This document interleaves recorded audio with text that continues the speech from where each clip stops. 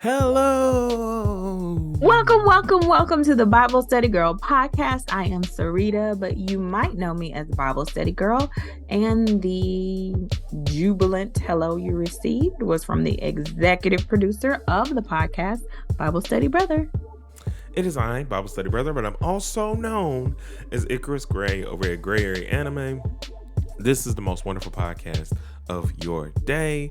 Check out our YouTube channel as we are on our way to 100 and we are coming with some dope, consistent content for you over there. And I can't wait to show you guys some of the things that we have planned.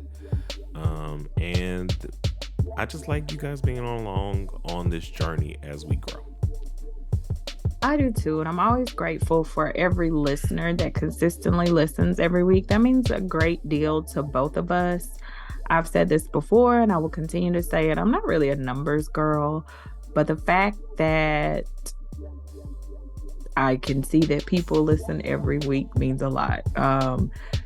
Typically, I record this with the thought that just my mommy and my grandma will listen. So it's nice to know that it's just more than them. And my hope and my prayer always is that this podcast is providing a safe space for you and also providing some tools that help you walk out your Christian life. Currently, we are in a boundaries recap series. The book is entitled Boundaries: When to Say Yes, How to Say No, to Take Control of Your Life. It is written by Dr. Henry Cloud and Dr. John Townsend. We have been in this book. Do you hear me? And today I am happy and delighted to announce that we have finally made it to part 3, the finale. Father, Son, and Holy Ghost. We are here, guys. We are here at the end. So we will have today's episode, and then next week's episode will be our last episode. It will be a wrap up of the last 2 chapters. So today we're digging into the first chapter in part 3, and that is chapter 15, entitled Resistance to Boundaries. So part 3 is all about how we're going to take all this information we've learned and develop these healthy boundaries. I think one thing we can all agree on is we've learned a lot of information. There's been a lot of content. We see our flaws. We see what's broken down. But how do we walk this thing out? You know, that's one thing that I'm always focused on and intent on. I want information to be practical and helpful.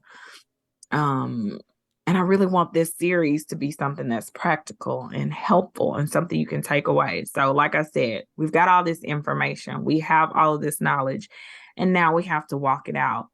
Part of developing healthy boundaries, though, is that you're going to have resistance to these boundaries. When we go out in the world and we try to apply this knowledge that we've learned, everybody's not going to be happy for you. I can speak from personal experience. When I first read Boundaries, my therapist recommended it to my entire immediate family, right? Myself, Bible study mama, and Bible study brother. Everybody didn't read it the first time he recommended it, right? I read it. And I didn't read it in one sitting. It was a hard read for me. I read halfway through, and it was a hard read for me because I saw so many areas in my life that needed to be changed. I saw myself in so many of the examples in the book. Before reading the book, I didn't have a name or label for some of the negative experiences that I was having, and I didn't recognize that I was having those experiences because I had a lack of boundaries, right? So I read this book. I have this knowledge. I am full of all of these things that I need to work on and implement, right? And nobody else in my family is on board, but this is the information that I know for myself and what I need to do. So I have to walk this thing out. And naturally, when people are used to interacting with you, when you change or do things in a different way, you are going to be met with resistance, right? This is not the way this thing typically goes. I really don't know how to deal with this. I don't know. Almost like I don't even know who you are because what is this? And you, brother, I mean, you are here. You are a living example of the Mm. resistance. What was your natural response to the different way that I started to handle our interactions? Mm. At first, it was like, huh, you think like not even so much like how am I'm trying to explain this in a Tell your way. truth. Tell your truth, whatever your truth is, because Well, it's I'm gonna trying hit to on. explain it because it's more like it felt kind of like, oh, this is the conclusion you've come to. Like you didn't figure like this positive aspect, but this is where you're gonna like stand strong, or like and the book gets into it. It's not really one of my things later, but it's the internal response for later, Mhm. which I'll mention now since it's not my one that I'm picking, but forgiveness in regards to like the fact that it reiterated to me what God gave to me in my sermon, which is not for the other person. And you're often not going to get reconciliation on a lot of different things. When you came with your boundaries and stuff, I just be like, man, I guess I'm never going to get reconciliation on that. All right, let's move on. Kind of thing is what it felt like at the time in certain instances. Did it feel mean to you for me to set certain boundaries? No, it didn't feel mean. I mean, feel like it for the first time felt healthy and not like you just trying to cut So everything really off. your initial response was like, "Oh, she's making a healthy choice." I don't think that's true. No, no, no, no, no, no. I'm saying the initial response was like I said, oh, I'm never going to get to reconcile on this aspect of things because this is where she's standing on whatever. But then at the same Got it. time, it still was not the same kind of way that you normally stand on when you trying to set a boundary or be petty or whatever. It was way different. This was more like, oh, okay, I can see this because you just politely asked. You didn't joke about it. You didn't take it, which normally to me is an indicator of whether or not you take something serious. Uh, and you were very succinct. It was like, hey, I don't really like da da da da. I don't want to do this. I'm not your C, to reference the book again. And, it So was if you don't know what he respectful. excuse me, if you don't know what he's referring to, we talked about that in a previous chapter. So you just have to go listen to all of them to figure it out. Go ahead. So yeah, so that was the best part of it is like it was in the best way that you've ever like spoken a boundary. It wasn't like at the end of your rope. It was like I feel it. I'm saying it. I need to say it. So yeah. And so for me, because I functioned in a certain way for all these years, the book, this chapter discusses that there's going to be outside resistance from other people, but there's also going to be internal resistance from you personally, because this is not how you're used to handling life. This is not how you're used to handling boundaries. So the chapter is broken down into two sections. Like I said, that outside resistance that comes from others, and then that internal resistance. So I'm going to name, and there are different outside resistances you can have, guys. This is not an all inclusive list, but they go into great detail about each outside resistance. And I think they do that to show you, yes, you have the tools. Like I said earlier, yes, you have the knowledge, but now you have to walk it out. So don't be surprised when you come across these obstacles and these hurdles, and they're not just going to come from the outside. There's going to be things inside of you you're going to have to wrestle with and work through so that you can develop and live with healthy boundaries. So some of the outside boundaries that they list is, I'm sorry, outside resistance that you could encounter that they list: angry reactions. You may encounter guilt messages from other people. There's consequences and counter moves when you like we talked about in the last chapter, just like you are establishing these boundaries, other people are going to have boundaries and they're going to try to counter your boundaries quite often with their newfound boundaries. There's physical resistance you may encounter from other people, the pain of others. You may encounter blamers. You may come across some real true needs from other people when you're establishing these boundaries. And you could also uh, have to wrestle with forgiveness and reconciliation as an outside resistance factor. So, with all of those that I just read, brother, which outside resistance do you think you will most likely experience? Or it might be an outside resistance that you've already experienced as you are working to establish healthy boundaries for you, whatever those boundaries are. Easy. It was guilt messaging. Like, no matter, like, that is something that, especially between our unhealthy dynamic, that we would always be doing to each other. Um, and so I deal with that, and then I'm trying to, even as an outside thing, it's so hard because when you say, like, instead of just saying, hey, this food wasn't what I needed or whatever, right? Or like you instead say something like, well, I'm glad this is a good meal that you cooked for yourself or that you cooked for you. And then it's like, I cooked this for us. So why are Right. you like, and now you're immediately thinking you did something selfish. And it's like, but you didn't. Like, you just, cooked dinner and maybe it didn't go off well or whatever the case may be. But um, in so many different ways. And this is something that happened, yesterday. And that was me, like recently, like, being in the mode of saying something like that. And I'm like, I don't like that. I don't like, I could have just said this ain't it for me or whatever the case may be, instead of throwing these guilt messages, because I know how much I hate them. I know how much they drive me. I know uh how much longer it took to even get to a point of like standing on anything during World War Sibling. That I just was like, fam, like I can't even, like, I'm over here tearing myself down because it ain't tearing nobody else down. Like, I'm tearing me down. Like, Right.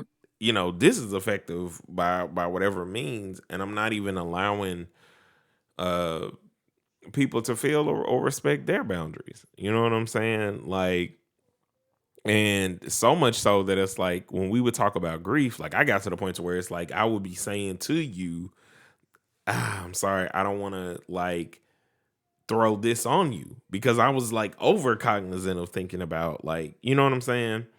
Just Right. that, like, I didn't want to make you feel like you had to listen to what I had going on, but even saying that can make you feel like you have to listen to what I got going on or my grief.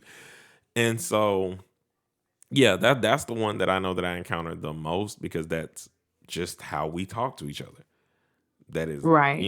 so yeah, yeah. I'm glad you brought up guilt messages. That's not mine, but it really Hmm. could easily be. But one thing they say in the chapter about guilt messages that you receive from other people when you are setting those healthy boundaries, that if you feel guilty, it's not their problem, it's No. yours. And you need to figure out why you feel guilty. And you really need to work on that. That's one problem that that's one thing that I love about going to therapy. Yes, they can give you the message, but if you're feeling guilty, you need to figure out why you feel guilty, because this is something that's healthy for you, especially if you're setting appropriate boundaries. This is something that's healthy. And they also talk about in the book a lot of times when you get guilt messages from other people about setting boundaries, especially when you love the Lord, they're going to come with this guilt and they're going to dress it up in a God uh costume. How you call yourself a Christian if you want XYZ. This is one that my biological father will quote constantly, but doesn't the Bible tell you to honor your parents? Mm-hmm. It does. That's one of those guilt messages dressed up in a God costume. The Bible does tell me to honor my parents. And so I'm honoring you by establishing this boundary so we can have a healthy relationship, right? But that can be difficult to do when you love the Lord, and healthy boundaries is not something that you've been taught or that you've even seen or even know. A lot of times we don't even know what's healthy and what's not healthy. Let's be honest, because we grow up in dysfunction. So we can't even recognize what's good for ourselves, which is why I love this book and I love learning, because it gives you an opportunity to step outside of your little world, your cocoon, your circle, and figure out what's healthy, what's good. So my outside resistance that I think I encountered the most when I started to establish healthy boundaries was the consequences and counter moves, which is, like you said, I would say, okay, I don't feel comfortable doing this. I really need for, you know, I'm going to have to stop doing this. A lot of times outside people, when they see you establishing boundaries, oh, well, I can establish a bigger, better boundary than what you just established, right? Mm-hmm. It becomes a tit for tat thing. And I think that is the one outside resistance that I found myself encountering on a regular basis. Like, oh, I can do you one better. They give a perfect example in the book of a man grew up in a family that had a lot of money, right? Mm-hmm. Um, but the money came at a cost. Like the father would pay for them to go. They own several vacation homes, all of those things. But there were really poor boundaries in the family, and you have to do what daddy says, or you got to do what daddy says if you want to continue to live this life. If you want me to continue to do this for you, if you want me to continue to do that for you, you need to bow down. You need to fall in line. Mm-hmm. So the consequences and the counter moves was, yeah, dad, we can't come because the kids are, they have school tomorrow. So we can't come. That's a healthy boundary, right? Mm-hmm. But when you have a father that's used to having things his way and wants them his way, well, if you don't come, I'm not going to pay for them to go to that school anymore.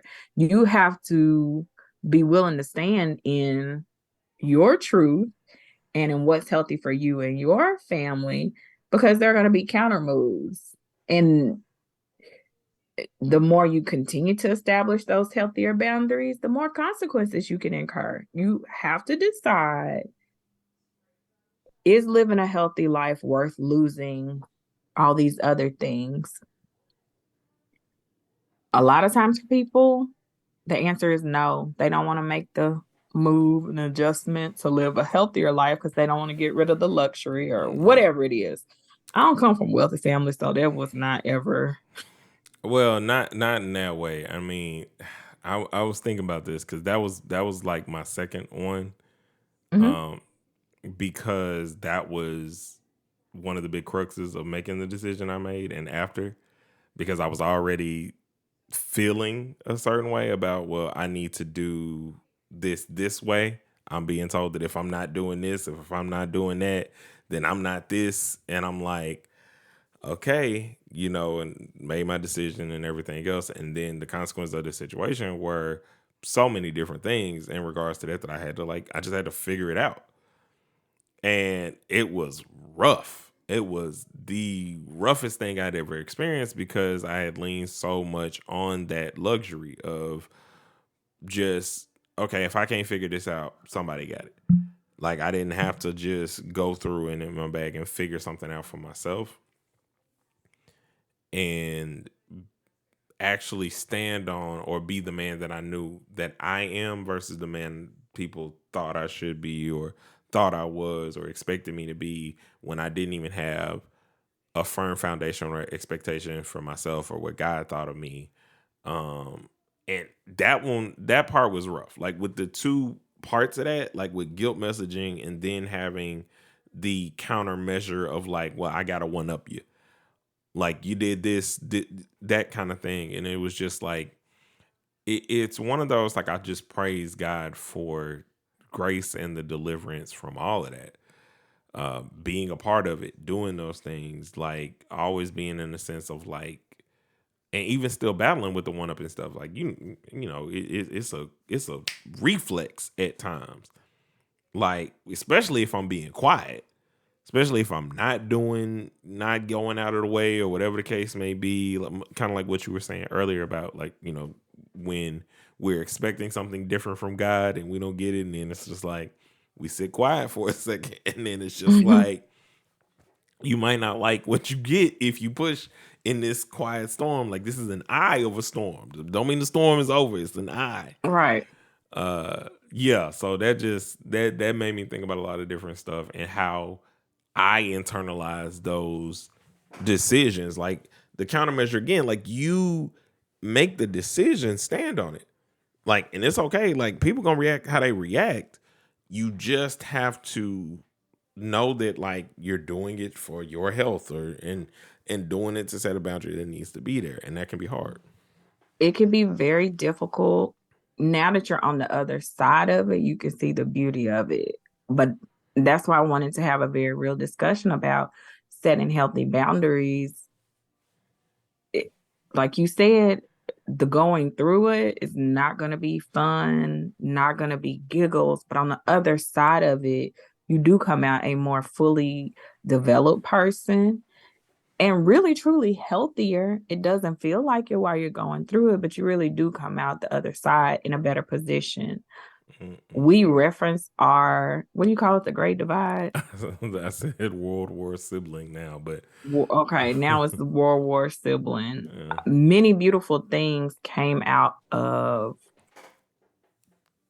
an unhealthy situation that exploded because of poor boundaries and not having great boundaries in place. But I think that situation propelled more growth and I think a greater examination for all of us Mm-hmm.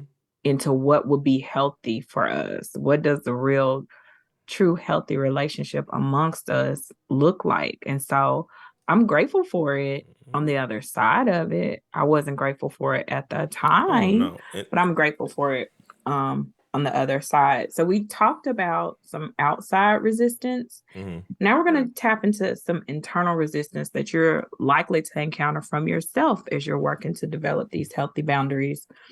That, like I said, they give several examples in the book. They are not all inclusive. This is just a snapshot of what you could encounter. And really, honestly, I think they include this in the book to let you know. My therapist, I go off on tangents, but my therapist tells me all the time to stop saying I'm crazy and just be like, you're working through things, girl. You are not crazy. You're working through things. You're not crazy. But I think reading this chapter helps you know you're not crazy when you're setting these boundaries and you come in contact with these resistances. It's part of the process. So here's a list of some internal resistances you may come across. Human need. You may come across unresolved grief and loss, internal fears of anger, fear of the unknown.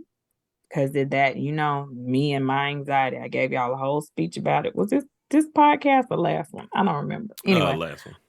okay. Unforgiveness, external focus, because you want to put the blame on somebody else. Guilt, personal guilt. This is not even guilt messages. This is just you on the inside. Mm-hmm. And then abandonment fears. You don't want to be alone. So those are some internal resistances you can come up against. Brother, which one of the internal resistances resonated most with you? Unresolved grief and loss. Okay. And I thought about it as I was reading. I handle grief in a very unbalanced way. So a lot of times I lean to, like, I lean to my scriptures and things of that nature, but I never really address what it is that I'm feeling. I never really address what I'm going through. What'd you say? Can I put a pin in this real quick? So when Yeah. they talk about grief, it's not necessarily losing a person. When you are setting boundaries, Well, I, I I, was okay. I'm Go not ahead. saying that that's what you were saying, but I just wanted to be clear so people didn't just naturally equate it with losing a person. Okay. Definitely when you establish healthier boundaries, you are in danger of losing relationships with people. That's a very real thing. Uh, so it could be grief over relationships. It could be grief over habits that you're going to have to let go of because that's no longer part of your life and those things don't serve you. So I just want to be clear about that. Go ahead, brother. Um, but what made me think about that is in each of those relationships, when we experience loss in our family, I was more sad at what I'm looking at in my face. Prime example is when our uncle died, I was looking at the angry version of me. I was looking at a version of me that didn't resolve an issue. The death of a relationship, and not even being able to like relinquish the fact that there's no more fighting. Like I couldn't even get there. I couldn't get with um in that year, even getting to a point to where I like realistically face the fact that responsibility has shifted, in a certain way. Uh, and every time I think about like, what am I like, who am I losing? Like, I just think that like when I change stuff or when I do stuff, like I'm losing everything. I just have such abandonment issues, which I think is another internal, uh, It is because you don't yeah, want you. It is an internal resistance. You don't want to be alone. If I establish these healthy boundaries, who is going to want to be around me? I don't want to be alone. So I don't want to establish these boundaries because that's what's going to happen. People yeah, are going to think I'm mean and rude and cruel. And I yeah. certainly, like I've said before, certainly there are some people that will not put up with your boundaries. They're going to come with their countermeasures and their consequences for you. But I think on the other side, you also get to develop healthier relationships with healthy people. And those people probably didn't need to be around anyway. Doesn't mean you're not going to grieve it. It doesn't mean you're not going to feel that loss. Um, it doesn't always feel good. I certainly have some relationships that have altered and shifted because of the boundaries that I put in place. And it's not something that I'm necessarily skipping and just happy about. But I also realize my life is less stressful without those relationships. You know what I'm saying? So Hmm. it's a battle. I would say the internal resistance that I probably come across the most though is human need. Human need is a very real thing. I talk all the time about how I am an introvert, but I still have a very real need for connection to people. Okay, I was gonna ask you because I when they were talking about human need, it felt like that one, is so understated because that's just, that's dealing with flesh Right. and like, Flesh. whew, bruh. Mm-mm. I have a very real need for connection and a very real need to be loved, a very real need to be thought to be worthy and worthy of love. And so I think that is one of the internal consequences that I struggle with the most. Well, not internal consequences, but internal resistance that I have the most when setting boundaries is I have a very real need to be loved. I have spoken about this before, so it's no mystery. But I do not have a great relationship with my biological father, and my stepfather and I have a very distant relationship. Like I'll get a happy birthday, Merry Christmas, Happy Thanksgiving Fam, message, but that's it. And so fam. there's a very real need and gap in my life for like a father figure. And I do have my uncles with an S who step in and they do the best they can for me, but they're still a real human need. Fam, reading this book and it basically continuously telling me, don't worry about it. You can't, there's nothing you can do. You just have to leave it alone. That's the most frustrating part because you know how I feel about that, as Right. you know. And I have on at least one occasion gone smooth off. Like, cause I normally just keep quiet, but I don't. I have But been also, brother, can we be real? It's not like you get much more. You get more. no. That's what I'm saying. But Right. it's also just. But I would rather that though. That's the part that frustrates me. Like you not even giving me a lot. Like you can't just keep us at the same level. Like you can't do that. Like that's what I'm talking like. But again, and I remember the first time we talked to the family therapist about it. And he was just like, I mean, whatever you get, you just got to be happy that you got it. And Right. I was like, wait, what? Wait, huh? But that goes back to the external about or no, this is internal because it's forgiveness. Yeah, this is internal resistance. Internal, Yeah. the internal resistance was the forgiveness of it, and like it's so hard to get to a point where just forgiving myself or allowing myself to give the forgiveness, not expecting reconciliation. So difficult Right. because that we get trained. Like I feel like most kids get trained that poor reconciliation, regardless. Like you got to go apologize to your sister or whoever, knowing you don't feel sorry. Right. You don't mean it. And so you just get taught this trained behavior where it's like you're not giving a genuine apology. Like, and they know you're not giving a genuine apology. So then they're hurt because they got to sit through you being fake and knowing you being fake. Like, y'all get, majority of the time, like after that, y'all do kind of forgive each other after, and hopefully the behavior has changed. But if the behavior hadn't changed, you know what I'm saying? We just moved on from your disrespect and I allowed you to trample over my boundary or whatever the case may be. So, good God, these internal ones, like the external ones, I knew, like we always say with this book, it gives you something where you just can, like, you have a quick little second of, yep, this how people be treating me, and then it'd be like, but you gotta own that. Right. That's You know, this is what it's your responsibility to take care of it mm-hmm, and manage it because they're not in your body and your emotions and the way you process things, that's strictly in your boundaries because it's mm-hmm, in your house and you need to take care of it. Other people are not held responsible for that.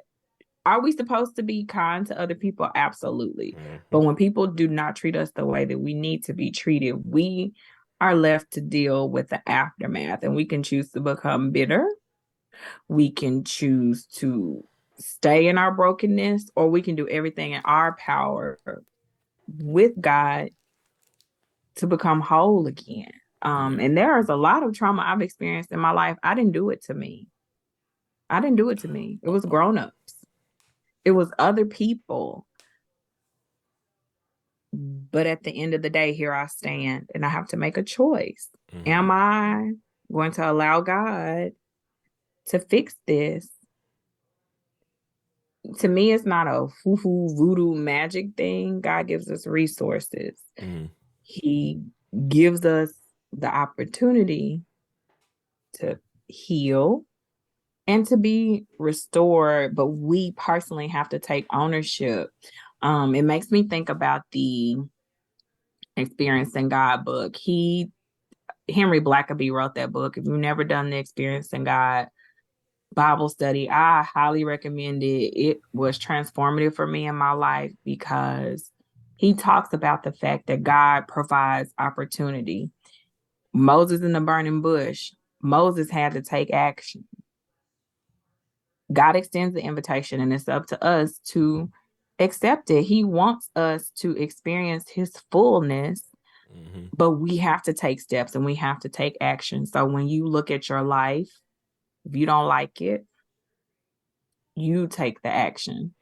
Pray to God, of course. Pray to God. Ask him for guidance that he will provide. And when he provides, you have to be willing to take those steps, whatever they are, even if it's going to make you uncomfortable. And I'm 100% certain it's going to make you uncomfortable because it's not what you're used to. And he's calling you out. He's calling you to do something new and different so he can enhance your life.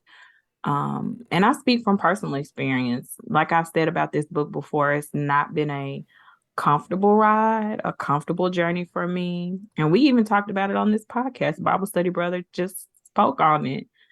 Stepping out and following God and trusting him is not comfortable because we don't know we don't know where our foot is going to fall after we take that step. But we can be confident in the fact that the God who created us is there to cushion each step that we take. Doesn't mean it's going to be a cakewalk. Doesn't mean it's going to be easy. And I am 100% an advocate for people living healthy, full, vibrant lives. Y'all, we only have one life to live. And wouldn't you rather go to meet Jesus knowing that you've done everything you could on this side of glory to experience the other side of glory? And so while this book has been challenging for me and while establishing healthy boundaries is a continual challenge for me, right? It's not a one read, I've got it all together. It's a continuing day to day, dying to self and being willing to listen to God and go ahead, brother. I was gonna say a big thing that I also want to make known before we get too far away from the original point of even talking about those grievances that you have to think about and the stuff that you were talking about that happened to you. A big thing that the book does, you can be honest about what happened to you. You don't. You do not have to. And I want to say that very clearly with what you're saying because that'll get lost. Because a lot of times it'll just feel like, well, you just got to accept whatever it is that happened to you as, like, and then that causes that guilt messaging. You harbor guilt. No, be honest. You can be angry about what happened to you, whatever it 100%. is. All those things. Don't take responsibility for something you didn't do. You take Correct. responsibility for how you feel about it. That's what you own. But it's not something you did to yourself. It's not something you invited. It's not something that is your fault. It's just something that emotionally you have to deal with and be honest about. This person disrespected me. This person abused me. This person did this. Like, whatever it is, be honest about it. Don't let anybody tell you to, like, stuff it in your pocket or whatever the case may be. I'm glad you said that because in Christian circles, we do have a tendency to like run away from the truth of what a situation is. This is the truth of it, right? This is what happened to me. Because like I said earlier, I'm not crazy. This happened to me. And so you definitely do need to acknowledge that. Don't hide it under a bushel. This is what happened to me. I just want to say that you don't have to stay there. Yeah. I guess it's the better way to put it. Yes, that happened to you. And a lot of the things that happen to us, trauma, we carry that with us in our bodies. It definitely mentally. And so say what it was. This what happened. Yeah, say exactly what it was. And then talk with God about how you dealing with that. Like, just be clear. Like, don't, like, Christians so often, just like what you said, and I just want to, like, just break through all of this. Don't let somebody tell you what your quote unquote suffering is or what your consequences are or why this is happening to you. That ain't got no kind of discernment or no kind of understanding of a boundary or nothing. They be leading you down the wrong path. They are not praying, and they are literally, like, wherever they coming from, it ain't from God. because it's doing nothing but tearing you down and putting you in a place of isolation, and that's not where God wants you to be. Not at all. We are created for community, and the boundaries book is not just to break you down, but it really is to build you up and show you how to develop these healthy boundaries. This chapter is just a caution to let you know these things will happen. And when they happen, don't let that discourage you from continuing on in the journey. It's a very powerful chapter. It's very good. They have some practical hints and tips and suggestions. They certainly suggest a support group and supportive people that can walk with you through your process of developing boundaries. They suggest that you pray, that you read the Bible. Speak to your get a support group, a spiritual support group, whether it's a life group, whatever it is. You need community to You set need community. boundaries. They suggest structure. So there's lots of, I don't want you to walk away from this feeling discouraged and like it's not going to work. It is going to work, but it's going to be work, right? Yeah. Both of those things are true at the same time. We can do it. There's resistance to these healthy boundaries that you're setting, but you can definitely do it. I'm a living witness. I'm continually in a search in a quest, not just a search, but a quest to develop the healthy boundaries that I need in my life so that I can be fruitful. And, Yeah. you know, And I appreciate this chapter was the longest one. So like this one was a slog to even read and like get through.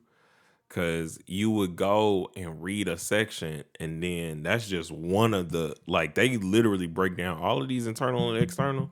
Like they stay in it to really break it down for you as to what they're talking about, what they mean, how you combat it, like what it manifests as, like the guilt messaging. Like a lot of that, like a lot of us done heard that. Like some 100%. like You some of definitely those heard it. are black cultural things. Uh, 100%. we joke all the time, but when my grandma say, "I don't mean no harm," and we say all Right. harm is coming, It's like coming, baby.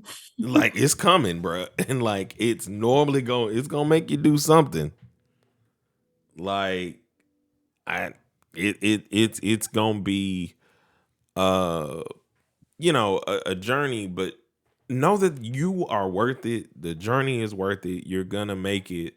And you have resources and people are around you. It may not feel like it, but that's just the enemy trying to distract you from the fact that there is somebody that can help you.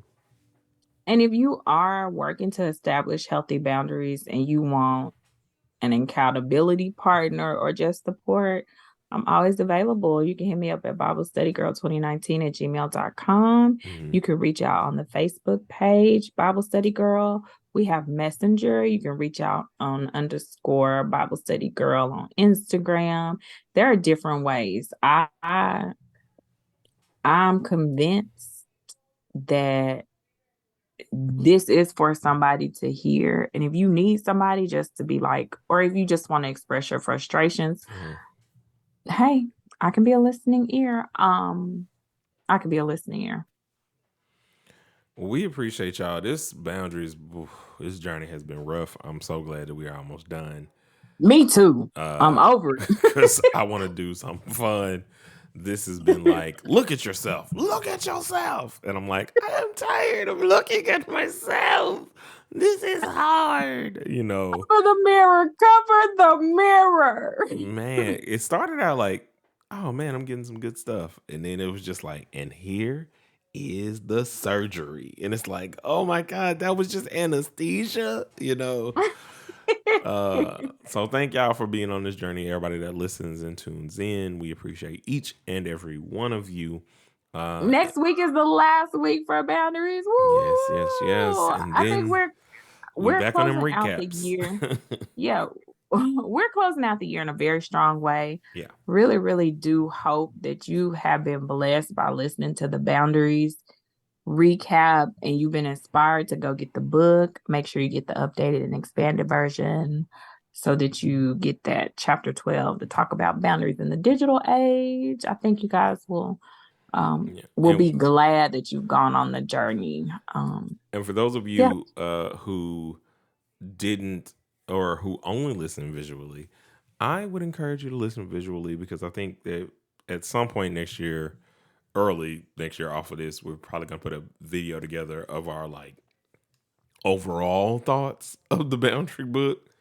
For those of you who like maybe you don't want to listen to 16 different or 17, 16.